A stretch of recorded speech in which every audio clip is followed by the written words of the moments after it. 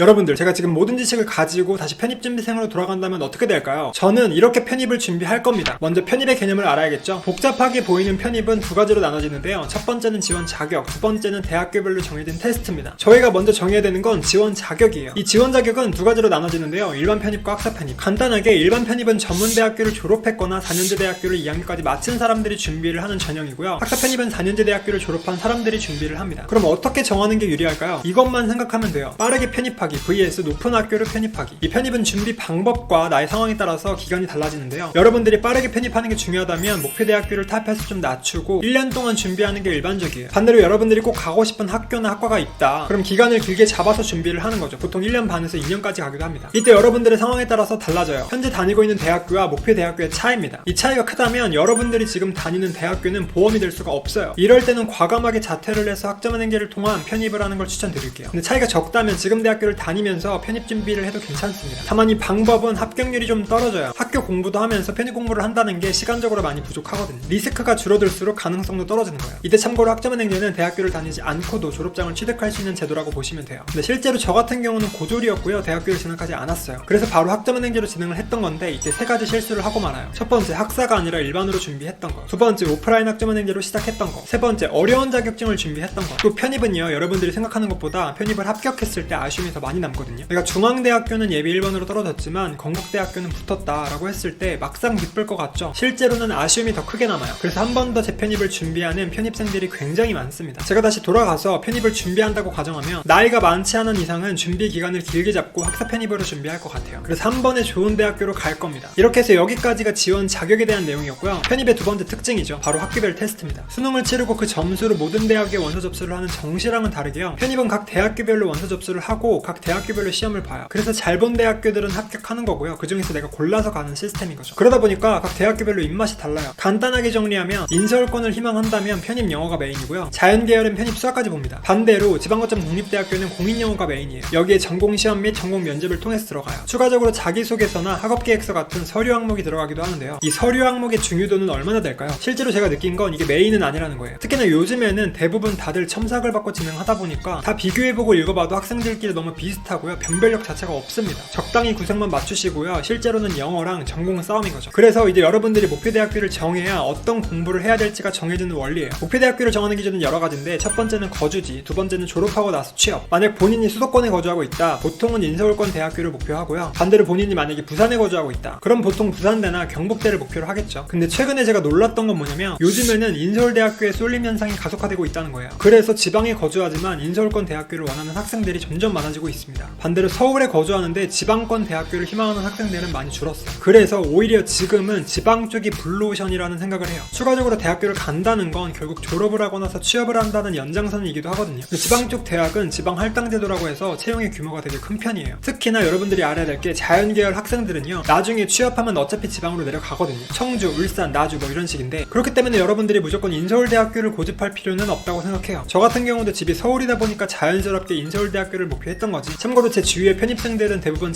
자연계열인데 지금은 다 지방에서 일을 하고 있습니다. 저희 때와는 다르게 이렇게 이과 선호 현상이 높아졌다고 해요. 취업에 대한 문제가 가장 크게 작용을 한 거죠. 그러다 보니 여러분들이 대학교만 바라볼 게 아니라 졸업하고 나서 취업을 어떻게 할지까지 생각해보는 게 좋다고 생각해요. 또 실제로 안타까운 건 저를 비롯해서 많은 학생들이 본인의 전공을 살리지 않는 경우가 굉장히 많습니다. 사실 지금 전공을 살려서 일하는 분들도 그냥 해왔으니까 하는 거지, 어렸을 때부터 체계적으로 이 전공을 준비하는 분들은 거의 없을 거예요. 어렸을 땐 본인이 뭘 좋아하는지를 모르거든요. 그래서 만약에 제가 지방에 거주하는 학생이었다면 공인영어 준비를 통해서 지방거점 공립대를 목표할 거고요. 자연계열로 편입을 준비할 것 같아요. 여러분들이 마지막으로 정해야 되는 건 공부 방법이에요. 실제로 여러분들이 편입 공부를 하려면 둘 중 하나를 선택해야 됩니다. 학원을 다닐지 아니면 인강을 볼지. 대부분이 이걸 고민하는 이유가 두 가지가 있어요. 첫 번째, 집 근처에 괜찮은 학원이 없다. 두 번째, 금전적인 문제와 시간적인 제약. 일단 편입영어 학원의 특징은 뭐냐면 인서울 수도권에만 몰려있다는 점인데요. 서울권에 거주하고 인서울대학을 목표한다면 자연스럽게 몇몇 학원들을 상담받아보고 다니는 게 베스트예요. 반대로 지방에 거주하는데 인서울대학교를 원하는 학생들이 문제예요. 이 친구들은 편입영어 학원을 다니는 게 여건상 힘들어요. 그래서 보통은 둘 중 하나를 선택하죠. 서울에 올라와서 자취하면서 학원을 다니거나 아니면 그냥 인강으로 보는 거죠. 또 이런 학생들도 많아요. 학원비가 부담되거나 현재 군인, 직장인, 대학생이라서 학원에 직접 갈 수 없는 시간적인 제약을 받는 학생들이 있거든요. 이때에도 인강으로 많이 선택을 해요. 제가 느낀 인강의 가장 큰 단점은요, 본인이 혼자서 공부를 계획하고 실행한다는 점이에요. 공부 습관이 잡혀있거나 의지가 엄청난 게 아니라면 대부분의 학생들이 학생들은 인강을 들으면서 점점 진도가 밀리고 그러면서 결국 포기를 하게 됩니다. 이 편입은 완주만 해도 대학교를 간다라는 말이 있거든요. 그만큼 중도 포기자도 되게 많다는 뜻이에요. 그래서 여러분들이 실제로 학원에서 상담을 받아보면요, 인강으로 준비한 학생들의 합격률이 굉장히 낮다는 걸 알 수 있어요. 그래서 지방에 거주하시는 분들에게는 선택지를 드려요. 인서울대학교를 목표한다면 서울에 와서 자취를 하면서 학원을 다녀라. 여건상 그게 안 돼서 인강으로 공부를 해야 된다면요, 차라리 토익을 준비해서 지방 거점 공립대를 목표하는 게 현실적으로 가능성이 있고 유리하다. 이렇게까지가 내년 편입을 준비하는 학생들이 꼭 알아야 되는 정보들이었고요. 보신 것처럼 편입은 정해야 되는 것도 많고 그에 따라서 결과가 확 달라져요. 여러분들 상황에 맞는 정확한 정보를 통해서 확실하게 알아보고 시작해봤으면 좋겠어요. 추가적으로 궁금한 건 댓글 남겨주시면 제가 설명드릴게요. 감사합니다.